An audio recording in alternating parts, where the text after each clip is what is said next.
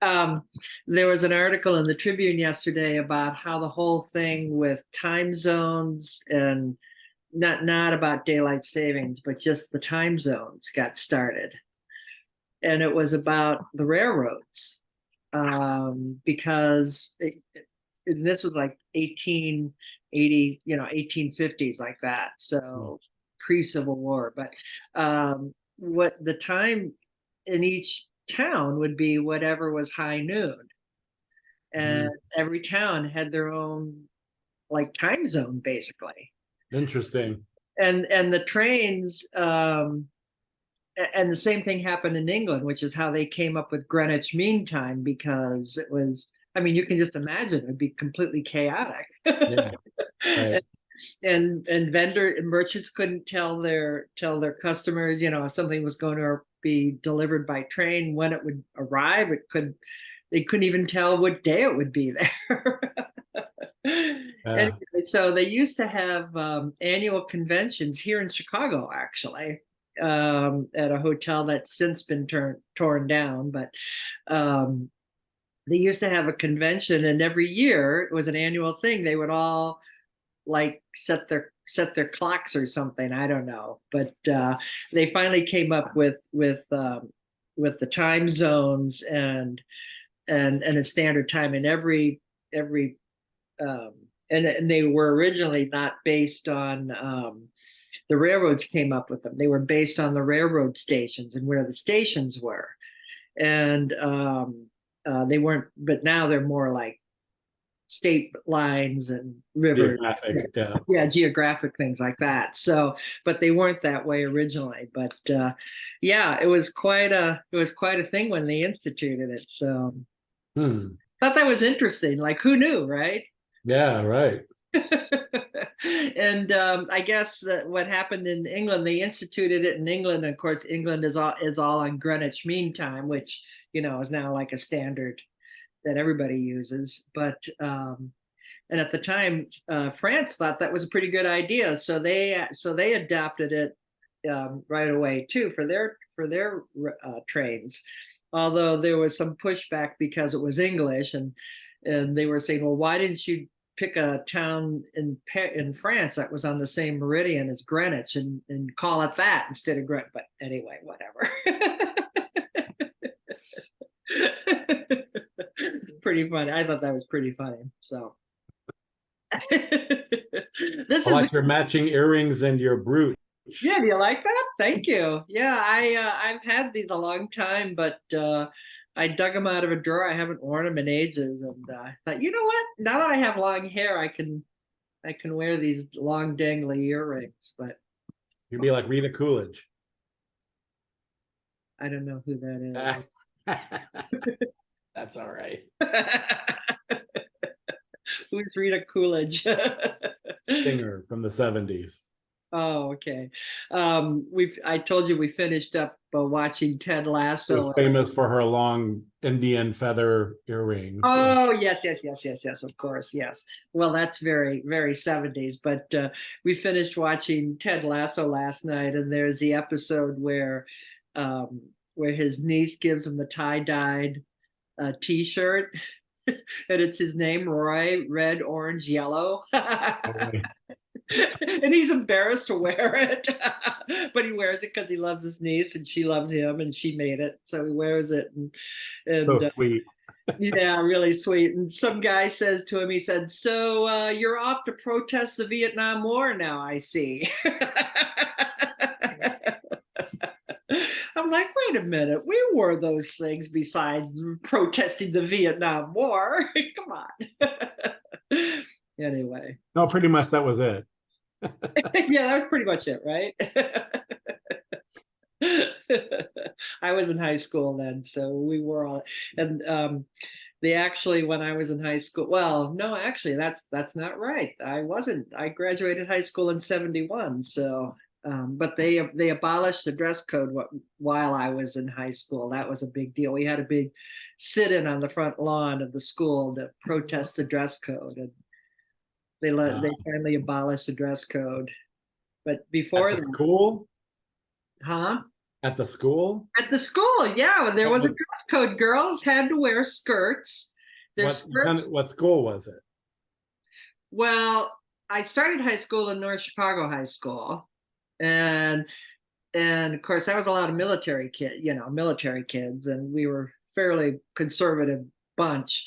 And uh, the assistant principal had this rule that you had to kneel on the floor and your skirt hem had to touch the floor.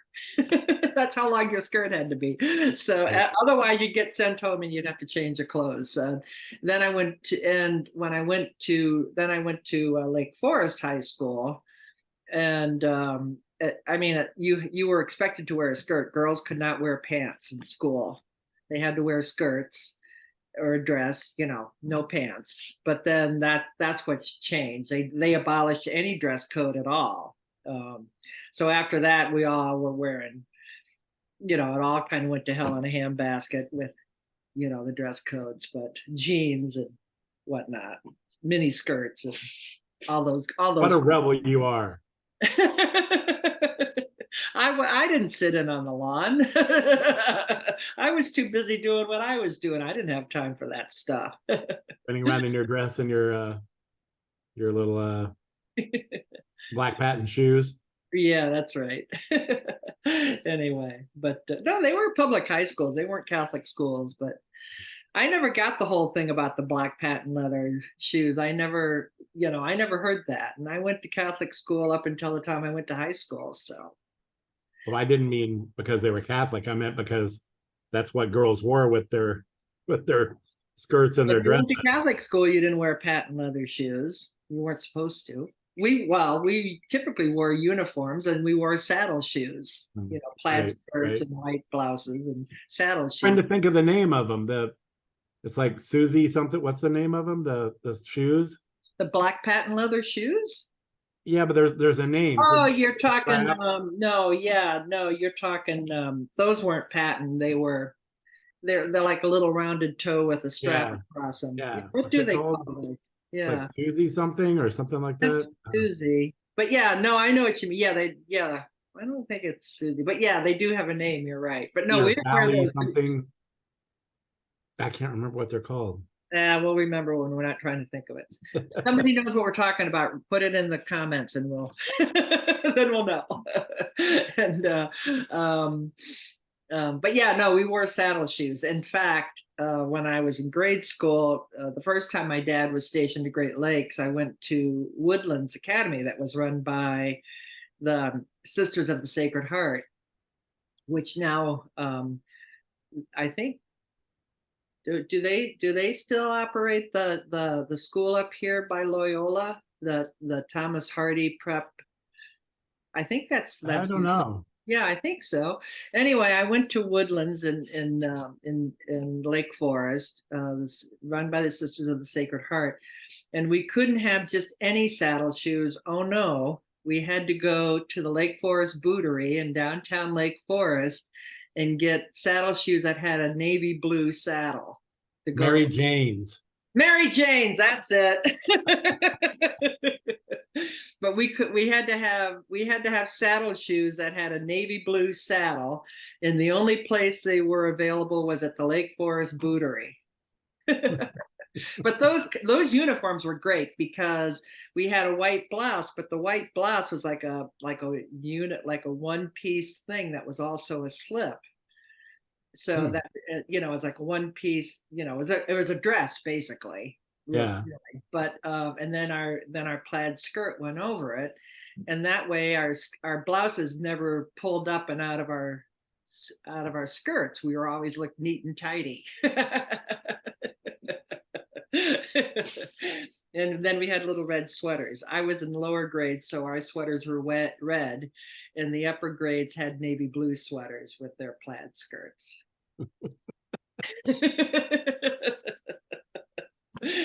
So anyway, that's the way it was, and we liked it. Well, what's great about uniforms is that they remove all of the class, and they say this about kids in uniforms, is that it removes the class issue and the money issue, because everybody everybody has to wear the same thing, and there's not this competition about who can afford the 200 Air Jordan tennis shoes and all that stuff. $200 Air Jordans and all that. What do they Well, I call guess you could still wear the Air Jordans. I don't know. Well, now a lot of the schools, even when Carl was in grade school, they would have they'd have things about the T-shirts and the T-shirts, what the T-shirts say on them, you know. And I think most of the schools have that kind of a prohibition about.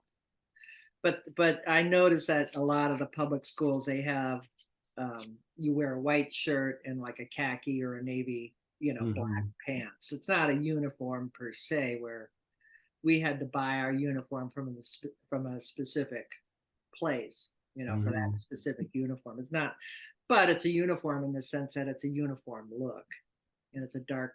And I think that's a good thing actually for kids.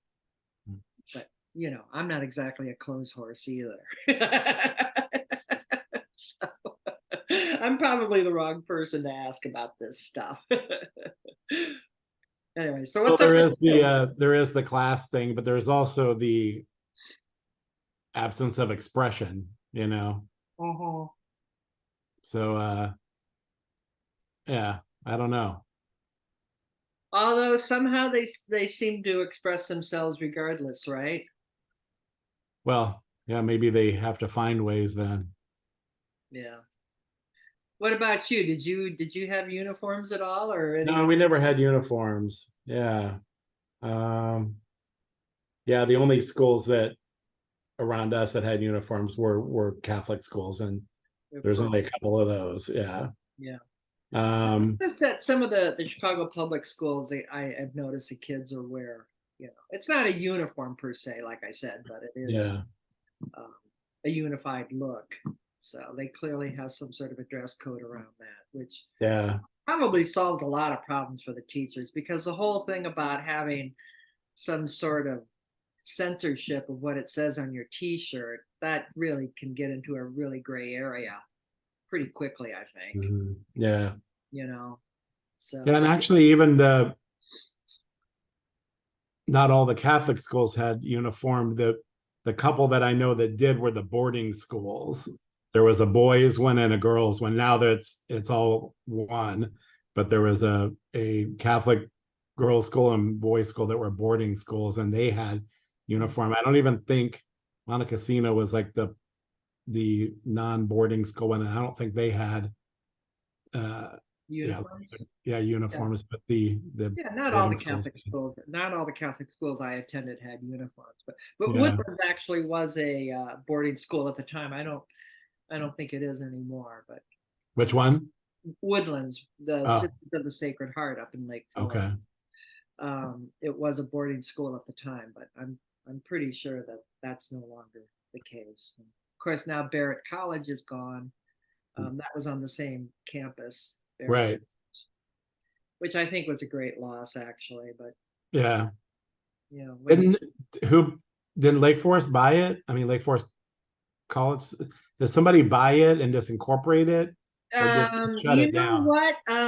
I thought that they did sell it. Who bought it? I can't remember, but they haven't built anything on it. It's just like an I open. just remember it seemed like a school took over it, but I don't remember, and then shut down the campus that was there, but I don't remember Yeah, that could for be sure. true. That could be true. That they sold the school to. Like Lake Forest College or something. I don't. I want to say National Louis University. Oh, maybe. Yeah. I'm not sure that that's correct, but that's what sticks in my. Yeah, it may be. Right. But the grounds are but they demolished the buildings that were there, and I think it was mainly just one big because it was a very small school. Of course, it was Mhm. you know probably 500 students or something like that, and um, they've demolished the building. There's like a gazebo that they left or built to sort of mark where the campus was, but it's just an open park. So maybe the town bought it and converted it into a park or something. Mhm. I'm not sure. Yeah. But, But you graduated from Lake Forest High School, right? but I graduated Lake Forest High School, right? But Yeah. that was later. My dad was stationed at Great Lakes twice, and the first time I was in grade school, and and I went to Woodlands. And Is that, was it Panama in between? yeah, Okay. yeah. In fact, we came back from Panama to Great Lakes in January. Hmm. There was a foot of snow on the ground, and I'm Yeah, not that would have been a kidding. shock. That was a shock. I remember we flew into Miami and got off the airplane and out and walked out into the airport to to switch flights to come to Chicago. And we were all like, "Gosh, they really got the air conditioning turned down here. It's really pretty cool in here." And then we step outside and realize it wasn't air conditioned; it was heated. This Oh, is Miami. yeah. We had no winter clothes or nothing. And so the first stop we made when we got to Chicago, of course, was to go to one of the big department stores. I don't remember which one anymore. And they had to buy clothes for all of us. We had no winter clothes. And so I can kind of empathize with the poor migrants who were sleeping out in tents. I can't even imagine how they're coping with that. So Yeah. Yeah. um, I when Kathleen conducted the clothing drive at our office, I put a notice out in our building. Our building's 100 units, and I thought it would be a good thing, a way to get some clothes. Well, I can't even tell you. I've brought like 4 big boxes of clothes. And I finally had to kind of shut it down. But I mean, I was so overwhelmed with how generous people were with. Oh, that's good. Yeah, it was wonderful, really. And the last big bag, I could barely lift it. I took it over to the Lincoln Park office because Kathleen isn't doing well. She would. I think they're specifically collecting coats, but I'm like, Yeah. they can use any of it, I'm sure. So. Sure. Yeah. Um, so yeah, I took that over to the office this weekend at Lincoln Park, and it seemed kind of silly to haul it all the way up to the 15th floor. I mean, on an elevator, but still to haul it up and then to just bring it all back down again. So I asked her where I should bring it. She Hmm. told me that she's stopped her clothing drive, and but Lincoln Park is continuing theirs. So Okay. I took it over there. Yeah, I've actually got stuff to donate too. Do you know where? It's on the main floor, third floor of the Lincoln Park office. You Oh, think I should take it there or just directly to any of well, that's a the good question, actually. I think where they're taking it is they call it the Irving Park Food Pantry, which I don't know where that is. But I'm pretty sure that the Armory over here on Broadway and Thorndale, by me over here, Mhm. I'm pretty sure they're collecting. I heard from one of the neighbors that they're collecting clothes also. Okay. But Yeah, look it up. I was gonna just take them to one of the regular places, but now that you mentioned that, I think I would, yeah, like to bring it to one of the migrant collections or whatever. Yeah. yeah, I think if you Google it, I'm sure you can, Yeah. go Find to it. CPD or something. Or maybe the Chicago website. They can probably direct. Mhm. Speaking of, there was an article in Cranes last week that Reschke, the guy that bought the Thompson Center. Mhm. He, there's uh, uh, Mayor Johnson went to D.C.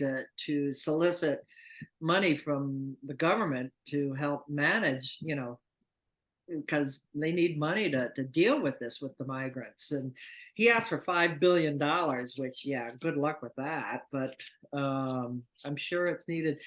I guess my one thought about this whole thing about, I mean, it is a national issue. It shouldn't be fall on any municipality or state's shoulders to deal with this exclusively, which, okay, I don't necessarily agree with the governor in Texas shipping all these people around, but Mhm. on the other hand, I don't disagree with him either. It's why should Texas be saddled with all of it? It's a federal issue, right? Yeah. Right. So, um, but anyway, he went and and went to DC last week to solicit funds from the Biden administration to handle this. And Reschke said, instead of talking about creating tent cities at these parks and getting money for that, why don't they buy some of these hotels that are struggling? Because Mhm. a hotel is already has the accommodations. You don't need to build or do anything. They got Well, food. they've been using some of them. I don't know if they've bought them or they're just leasing them, but they have been converting some of them for that use. Mhm. I just don't know, like I said, in what capacity they're Yeah. paying for it. But Yeah, I don't know actually. I know that, and you're right. There's one over in Lincoln Square. I remember reading a couple months ago already. There's all those hotels up and down Lincoln Avenue over yeah, there. there's one in downtown too. They're right in Streeterville too. But Okay, and that I don't know if you saw the hubbub, but there it was it was announced that they were looking to convert Hotel Chicago. That's the one in Marina City with the bowling oh alley into one of those. And then the owner said, well, we don't know about that. It turned out it was something like next door or something. And oh they, anyway, the alderman's fighting that, but they were trying to convert one of those right there into that too. Yeah. yeah. Well, Oh, it's the Museum of Broadcast Communications that shut oh down. The building right across from our office. right, right, right, right. They're looking to convert that, or the mayor supposedly is looking to convert that to one. Um, Hmm, of hmm. course, there's a lot of pushback, but yeah, they got to go somewhere. So I don't know what's going to happen. Yeah, well, I think that there's a lot of hotels. I don't think that the downtown hotel industry has come back from COVID by any means, has it? There's got to be a It's done pretty well. I mean, there are certain ones that were already having trouble by the time COVID hit, but yeah, vacancy rates are almost back to normal, and rates are higher than before. oh my God, Um, yeah, I know. so yeah, Unbelievable. It's $400 a night if it's a penny. yeah, I think the hotels have been doing okay. Like I Yeah, said, I think there's ones that were struggling, but I think they were the ones that were struggling before and now haven't recovered, the losses from COVID. But the current vacancy rates and vacancy rates and the dollar rates are up, mm. or Was vacancy rates are that down has to and be dollar the rates are up. that has to be the tourism industry, doesn't it? I mean, because I don't think the convention business has come back, has it? I think it's both from what I've read, but yeah, the tourism has done pretty well, and Chicago keeps winning all of those awards for like favorite, places, town, cities Right. to visit and Well, stuff. that's true. Yeah, that Yeah. what was the one we talked about just a couple of weeks ago, actually? Mhm. Yeah. Was it Mhm. Michelin? No. No, it's Oh, Condé Nast. U.S. Travel or It's something. Condé Nast. Yeah, yeah, yeah, yeah, yeah, yeah. So anyway, All the travel and leisure, all that stuff, all those publications. Yeah. yeah, I saw also Inman news that mortgage rates have come back down again. They shot up. They were over 8% um, for a while, and they're back down to around 7.5 again. Mm. So that's that. This is a good time. I always tell buyers that this is the time of year you want to be a buyer because we're getting into our down season Yeah. Yeah. with the holidays, and anybody that's on the market now is been on the market probably. If there's I mean nobody's coming onto the market new, or very few people, I shouldn't say. There's always people that need to move and sell for whatever reason, but it's not like spring market. So if you won't have as much of an inventory to select from, but you won't have as much competition from other buyers either. So it's a good time to be a Yeah. buyer if you can find what you're looking for. So, Mhm. which is always the hard part because we don't have enough inventory, but Yeah. but it's a good time to be a buyer. And now that the interest rates have come back down again, I think it's going to help us have a strong finish to the year. I hope. Yeah. Good. I hope so. Yeah, Yeah. yeah. So anyway, that's my comments on the market. I agree. Yeah, yeah. You're here. Yeah, I'm going to be doing some traveling though. We're going to Louisville on for Thanksgiving, and my niece is down there. She's had a great year. She's been selling. She's getting into the luxury market in Louisville, which is a little bit different definition than what we call luxury here in Chicago. Mhm.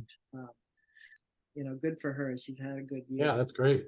So we're going to go see her for Thanksgiving, and my brother and um, And then sister-in-law. Scottsdale for Christmas or Thanksgiving, right? Or What's Scottsdale that? for Christmas. Well, we don't know about that. It sort of Oh, okay. depends on. We don't know about that yet, but Okay.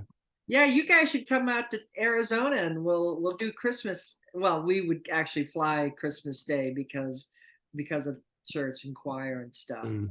Um, yeah, you guys should come out Need to you. Arizona, and then we'll meet up out in Arizona. We'll see. I don't think I'm traveling at Christmas, but yeah. Yeah. You got plans for Christmas? Oh, I was gonna say I drove by the um, um, Wrigley Field yesterday. They've got all their Christmas decorations up. Everybody does. Yeah. They do? Oh my Yeah. God, I couldn't believe it. They got a big Christmas tree up, and Just talking about it with my doorman with this morning. you got your Christmas decorations up in No, your building? I don't put them up. But I No, mean, but he's in talking your about building. all the different, everything is already switched over to all the holiday clothing, and the stores already have the displays and all of that. Yeah. I don't know. It seems pretty early to me, but I mean, You say that every year. we just had Halloween already. Come on, give me a break. This is the good stuff. All right. Well, we are moving into the holiday season, so there you That's go. all good stuff. It's all good stuff. All right. Have a good week, All everybody. We'll right. see you. Bye. Talk to you soon.